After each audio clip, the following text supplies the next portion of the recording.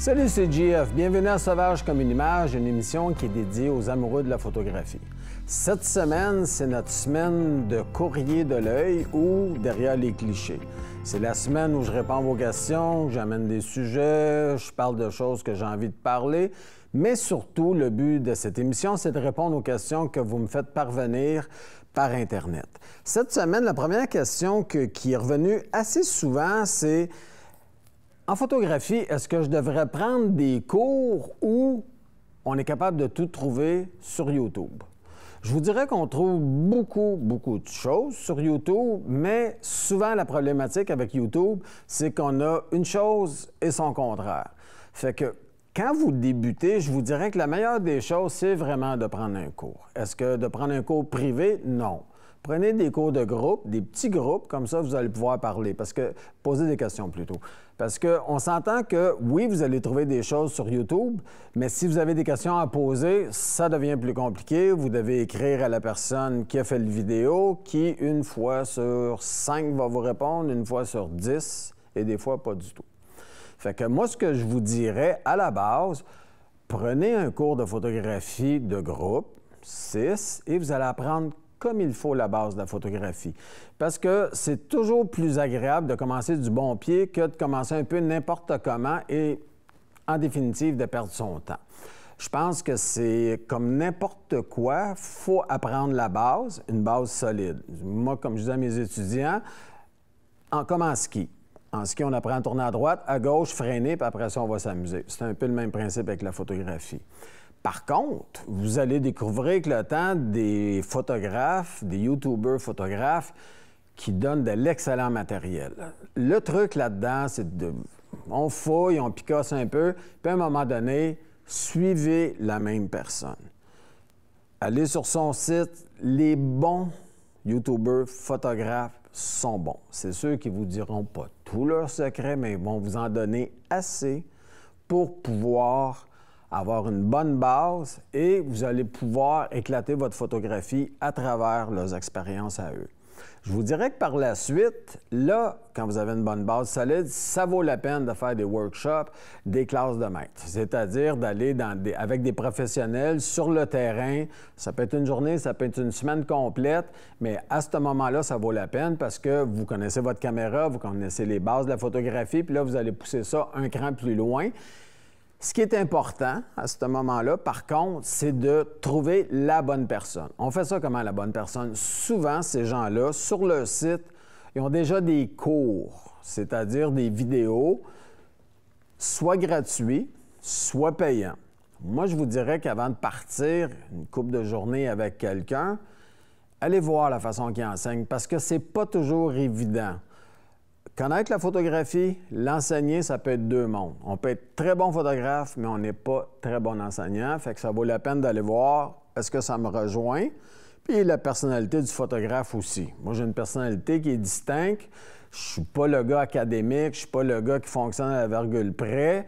Fait qu'il faut être habitué à moi. On va avoir du plaisir, mais ça se fera pas comme si on était à l'école. J'ai une autre façon d'enseigner qui est peut-être plus terre-à-terre, moins cartésienne.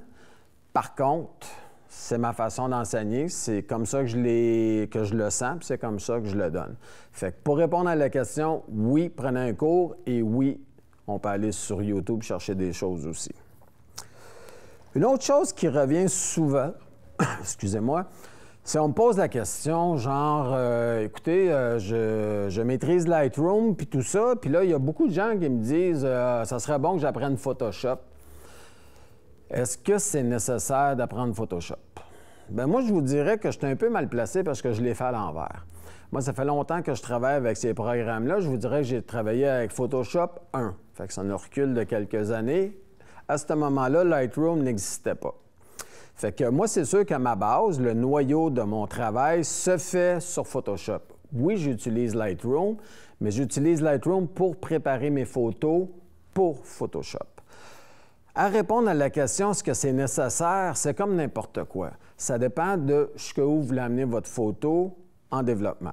Je vous dirais que Lightroom, c'est le petit frère de Photoshop. Pour certaines personnes et pour les besoins de certains, Lightroom, ça va tout combler. Mais il faut comprendre que dans Photoshop, il y a Lightroom, qu'on appelle caméra RAW. Fait que donc, si vous apprenez avec Photoshop, non seulement vous allez apprendre ce qu'il y a dans Lightroom, mais vous allez aussi apprendre comment pousser ça beaucoup plus loin. Il y a une chose aussi qui revient, je fais un aparté, c'est qu'on me dit c'est quoi la différence entre Lightroom CC et classique. CC, c'est qu'à un moment donné, la compagnie Adobe qui fait Lightroom a décidé de faire ça à travers l'Internet, c'est-à-dire le cloud. De là le C. L'autre C, je ne me souviens pas pourquoi, mais le dernier C, c'est pour cloud. Donc, la façon que le logiciel fonctionne, c'est qu'il faut toujours se brancher sur Internet pour pouvoir avoir accès, à Lightroom. Pour moi, c'est compliqué pour rien. Moi, si je suis à l'autre bout du monde, je ne vais pas être obligé d'avoir Internet pour pouvoir avoir accès à mon logiciel. Donc, pour moi, la version classique de Lightroom, c'est celle qu'on vendait avant. Tu l'as dans ton ordinateur, tu mets ton numéro de série, ça s'arrête là. C'est sûr que pour les autres personnes qui prennent cloud, il y a certains avantages. Le premier avantage, c'est que tes updates se font automatiquement, tu as toujours le dernier cri. Autre chose que Adobe est en train de développer, c'est le côté intelligence artificielle. C'est-à-dire que plus ça va aller, plus on va essayer d'intégrer l'intelligence artificielle à l'intérieur de ces logiciels-là pour faire une correction d'image. Je m'explique. Prenez votre image, vous l'ouvrez dans Lightroom Cloud. Cette image-là est envoyée dans les serveurs d'Adobe qui, eux autres, vont faire une analyse. Fait que là, on est loin de ton petit ordinateur de bureau qui analyse la photo puis qui donne des choix. Parce que vous savez qu'on peut arranger une photo automatiquement avec ce logiciel-là. C'est sûr que les serveurs chez Adobe sont beaucoup plus gros, beaucoup plus puissants. Tranquillement, pas vite, on va installer l'intelligence artificielle.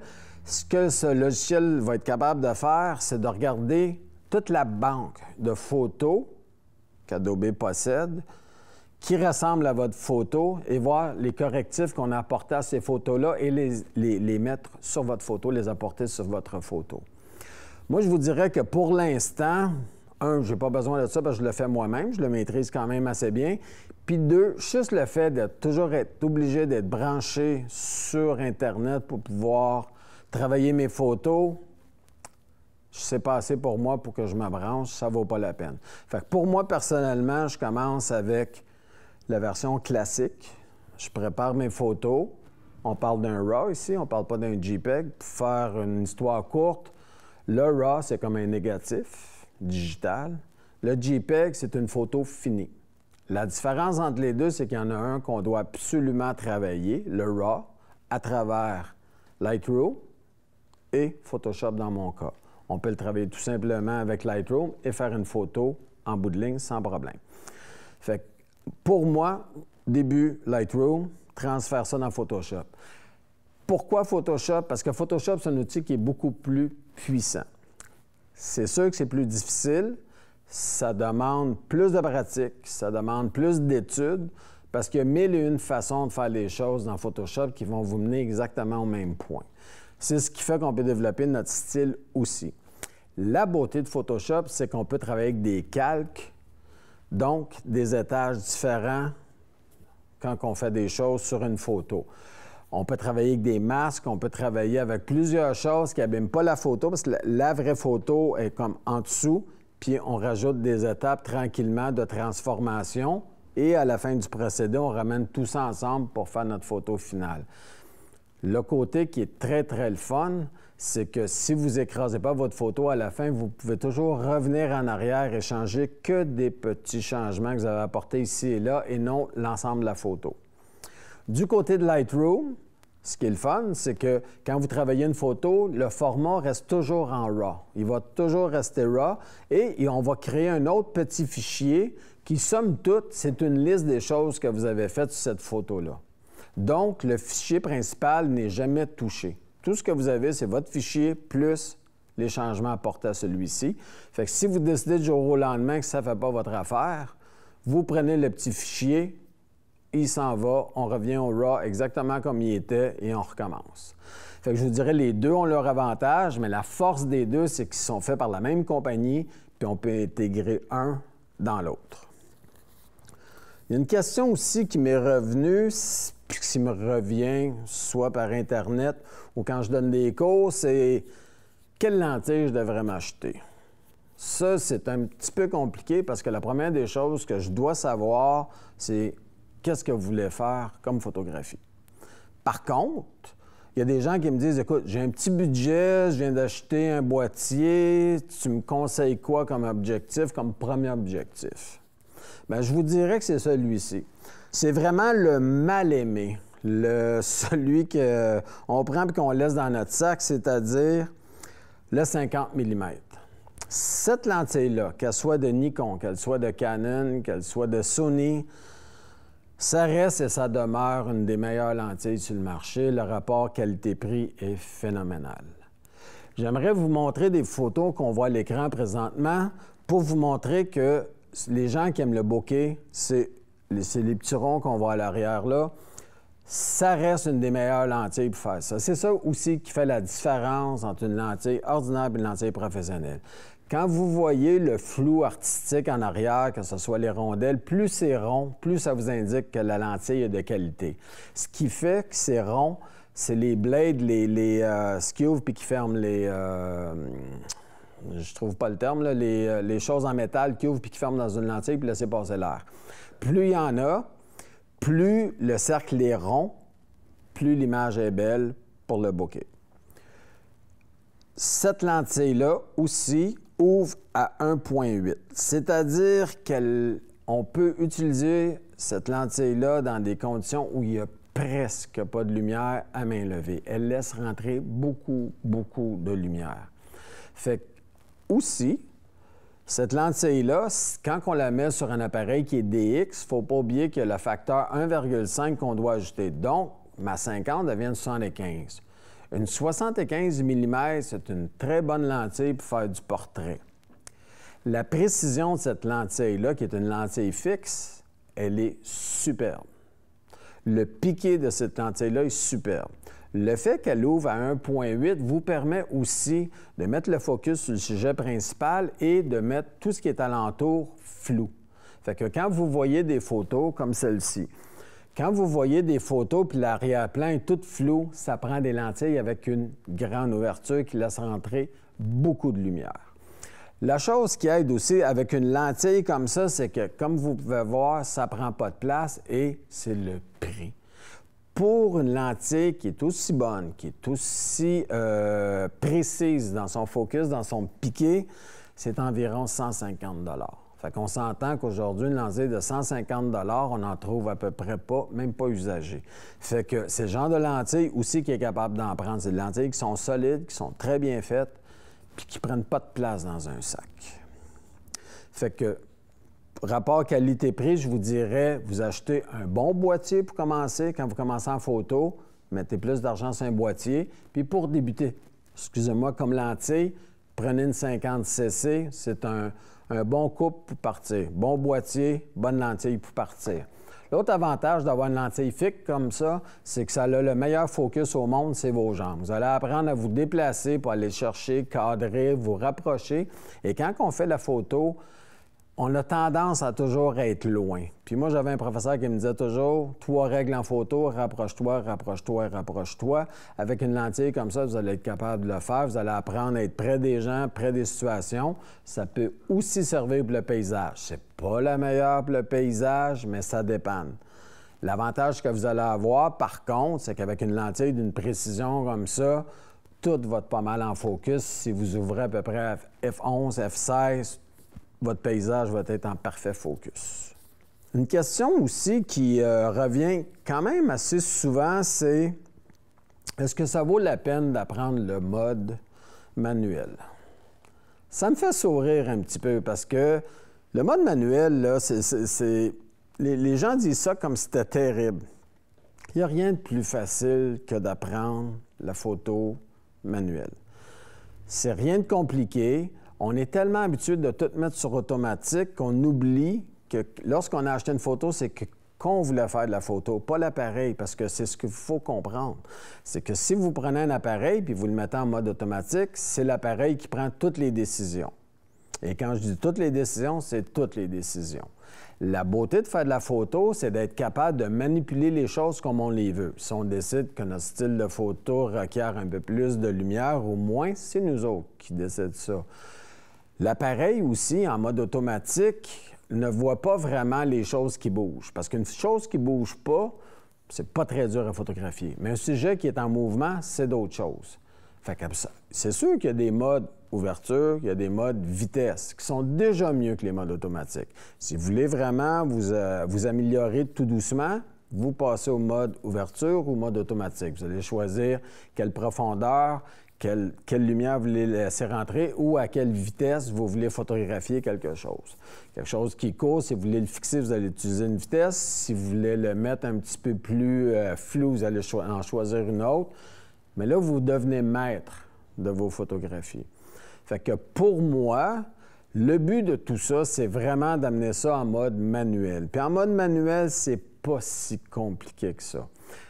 La chose la plus facile à apprendre, c'est vraiment le triangle de la lumière ou le triangle de l'exposition. Ici, on va vous le mettre à l'écran. C'est-à-dire qu'il y a 3 choses fondamentales dans une exposition. La première, c'est la vitesse d'obturation, la sensibilité ou les ISO. Puis après ça, bien, c'est évidemment l'ouverture de votre diaphragme. Ce qui va faire qu'il faut comprendre la relation entre ces 3 choses-là, que si vous en changez un, il faut absolument changer un des 2 autres. C'est-à-dire que si je veux faire entrer plus de lumière, j'ai 2 choix. Soit que je vais ouvrir un peu plus mon diaphragme pour laisser rentrer plus de lumière, ou je vais aider la sensibilité en augmentant les ISO. Donc, excusez-moi, l'ISO va faire que je vais pouvoir prendre une autre vitesse. Une fois qu'on a compris ce principe-là, le reste manuel, c'est facile. Parce qu'on apprend que la lumière ne change pas. Si je prends une photo à 11h15, à 11h30, c'est la même lumière. Fait que vous allez apprendre à connaître les 3 choses fondamentales de la photo et de les appliquer. Une fois que vous avez votre lumière, vous faites des tests comme n'importe qui. N'importe quoi, on apprend, on shoot, on regarde en arrière, on balance avec l'histogramme, on revient. Une fois que tout est correct, qu'on a notre lumière, on s'en occupe plus. Tout ce qui reste à faire, c'est de faire de la photo. Tandis que le problème, quand on est en mode automatique, c'est que l'appareil va décider. Des fois, juste le fait de prendre votre objectif et de le changer d'endroit, de fixer d'autres choses ou de pointer d'autres choses, lui, il va voir les choses différemment parce qu'il prend la lumière qui réfléchit vers lui. Fait que si vous avez un sujet qui est plus sombre là, plus clair là, c'est comme si c'était des photos faites à différentes heures, à différentes journées. Fait que si vous faites une séquence de photos pour un reportage, bien là, vous allez avoir tous des éclairages un peu différents. Ça ne fait pas tellement professionnel. Fait que je vous dirais que oui, ça vaut la peine, puis c'est pas si compliqué que ça. Les gens, je pense qu'ils... je ne sais pas s'ils mettent pas le temps, mais une fois que vous allez maîtriser ça, vous allez maîtriser une grosse partie de la photographie parce que c'est vous qui allez décider, c'est vous qui allez prendre les décisions, puis en bout de ligne, c'est que vous allez faire les photos vraiment comme vous voulez les faire. On parle aussi d'équipement. Cette semaine, j'ai amené un sac ici d'équipement qui est un peu différent des autres sacs. Je m'explique. Il y a 1001 sacs maintenant pour amener votre équipement. Celui-ci, je l'ai amené parce que c'est mon sac spécial. C'est mon sac que je prends quand je voyage. Parce que vous savez maintenant, il y a beaucoup de contraintes sur les avions. Ils s'en viennent de plus en plus durs. Il mesure votre sac. Il y a certains endroits aussi en Europe qu'il faut absolument le mettre dans une boîte. S'il ne rentre pas dans la boîte, ils ne veulent pas que vous l'ameniez dans l'avion puis le mettre au-dessus de la tête. C'est un paquet de troubles. La difficulté de trouver des bons sacs pour ça, c'est qu'on doit être capable d'amener, dans mon cas surtout, des longues lentilles. Moi, quand je vais faire de la photo, j'ai une 200-500 et ça ne fait pas dans tous les sacs. Fait que ce sac-là, c'est le Think Tank pour le Paul Lemay qui est fait spécialement pour les aéroports. Je pense que son nom, c'est Airport Essential. La beauté de ce sac-là, c'est qu'il était vraiment conçu que pour l'aéroport. Les gens derrière ça, de toute façon, c'est une excellente compagnie en partant. C'est dispendieux. Je vous le dis tout de suite à la maison, là, je pense que c'est à peu près 350 un sac comme ça. Par contre, il est homologué partout dans le monde, même les petits vols. Parce que souvent, les grosses compagnies aériennes, il n'y a aucun problème pour amener les sacs, sauf quand vous allez prendre des petits vols.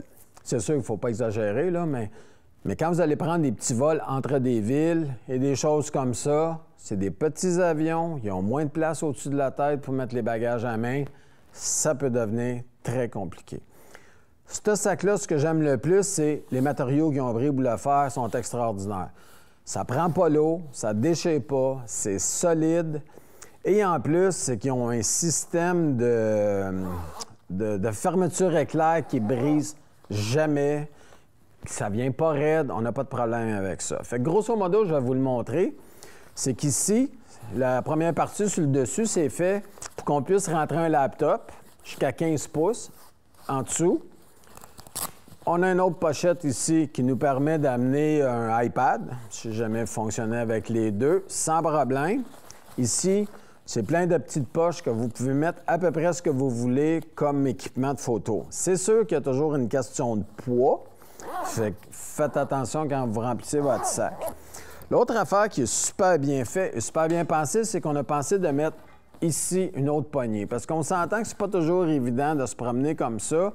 Et quand on veut le placer, fait que d'avoir une poignée ici, je trouve que c'est un plus. L'affaire aussi qu'ils ont super bien pensé, puis je pense que c'est le seul sac qui est doté de ça, c'est d'un système de sécurité comme ça qui se barre. Ce que ça vous permet de faire, c'est quand vous faites de la photo à l'extérieur, vous n'avez pas besoin d'être en voyage pour ça. Des fois, vous faites de la photo, vous vous déplacez un peu, votre sac de photo, il est rendu une cinquantaine de pieds de vous, puis vous n'en avez même pas rendu compte parce que vous photographiez, vous avancez tranquillement. C'est que lui, vous pouvez le prendre, le mettre après un arbre, le barrer après n'importe quoi et de rebarrer le sac à travers les fermetures éclair ici. Fait que vous pouvez tout barrer ça en même temps. Ce qu'il va faire, c'est sûr que si quelqu'un a des pinces puis tout ça, il va être capable de partir avec votre sac, mais on s'entend que la plupart des gens, tout ce qu'ils vont faire, c'est qu'ils vont avoir un sac qui traîne, entre guillemets, et ils vont partir avec. Tandis que là, il est bien attaché, c'est quand même un câble qui est dur. Et vous allez pouvoir aussi, par le fait même, en mettant les fermetures éclair ensemble, barrer votre sac. Il n'y a pas personne qui va être capable de l'ouvrir et aller à l'intérieur de votre sac. Parlant d'aller à l'intérieur, on va l'ouvrir justement. Ici, ce sac-là, il est vraiment fait pour les longues lentilles. Ici, si j'enlève ça ici, parce qu'on peut mettre les séparations où on veut, comme vous pouvez voir, je peux facilement mettre mon boîtier ici. On va y aller avec l'autre caméra. Facilement mon boîtier ici et ma longue lentille ici. Fait que ça va être parfait. Ça nous permet de mettre plusieurs lentilles ici.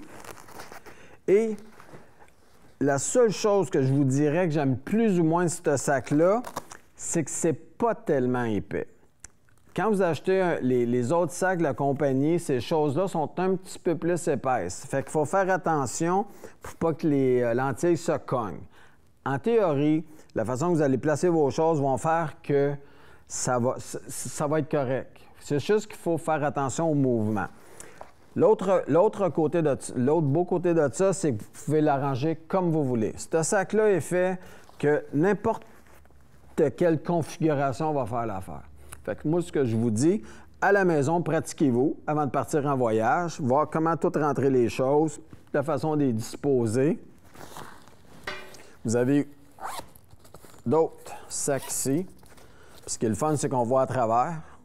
Fait qu'on sait exactement ce qu'il y a dedans. En ayant un sac comme ça, vous allez pouvoir amener le maximum de choses avec vous en voyage sans aucun problème.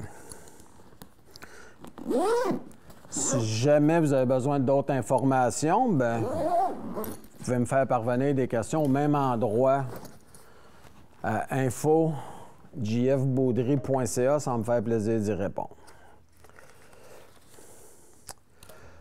Comme dernière question, les gens me demandent toujours comment ça se fait qu'une lentille, mettons, de 80 jusqu'à 200 va coûter 1000 $, puis une lentille 12-24 va coûter beaucoup plus cher. Ce qu'il faut comprendre dans les lentilles et ce qui fait souvent la différence, c'est la qualité, du verre. L'autre chose, c'est l'ouverture. Plus vous allez acheter une lentille qui ouvre grand, c'est-à-dire qui laisse rentrer beaucoup de lumière, plus vous allez payer cher. Je vais vous donner l'exemple chez Nikon. Chez Nikon, une lentille 70-200 ou 80-200, ça coûte environ 1 000 $. Ou une 28, je vais y aller avec ce que j'ai, une 28-300 va vous coûter environ 1 000-1 200 $. Par contre, si vous achetez une 24-70, c'est 2 500 $. Puis là, tu dis, voyons, bien là, il y en a une qui part de 80 qui va jusqu'à 200, puis l'autre de 24 seulement jusqu'à 70. La grosse différence, c'est que votre lentille de 80 à 200 va ouvrir à 3,8 quand elle est au minimum de 80 et à 5,6 quand vous allez être à 300 ou à 200 dans ce cas-ci. La différence, c'est que la lentille 24-70, elle va ouvrir à 2,8. Ça veut dire qu'elle va laisser rentrer beaucoup de lumière. Quand tu laisses rentrer beaucoup de lumière, tout est plus facile pour ta caméra. Tout est plus facile pour ton autofocus. Tout est plus facile pour ta profondeur. Tout est plus facile quand il n'y a pas beaucoup de lumière. De là, la différence. Fait qu'il ne faut pas comparer ce que ça couvre comme distance ou comme largeur, tout ça, quand on a... C'est deux choses vraiment différentes. Fait que c'est pas pour rien que c'est plus cher. C'est vraiment des lentilles professionnelles. C'est des lentilles souvent aussi qui sont plus robustes. On s'entend qu'une 24-70, sans vouloir l'échapper, être capable d'en prendre un petit peu plus qu'une lentille comme ça. Il y a moins de plastique, il y a plus de verre, il y a plus de métal. Fait que ça vaut vraiment la peine. Au début, c'est très cher. Fait que moi, ce que je vous conseille, quand vous voulez changer de lentille, de passer d'un à l'autre, allez vers l'usager. Ça vaut la peine, l'usager. Vous allez trouver beaucoup de choses sur le marché, puis vous allez être très satisfait du rendement. Fait que j'espère que j'ai répondu à la plupart de vos questions. Et puis, bien, on va se reprendre. Fait que gênez-vous pas pour m'envoyer des questions ici, que ce soit de n'importe quel ordre. Je vais en choisir, puis je vais vous répondre sans problème à la télévision, à l'émission. Fait que faites-moi-en parvenir, puis on se revoit la semaine prochaine. Bonne semaine.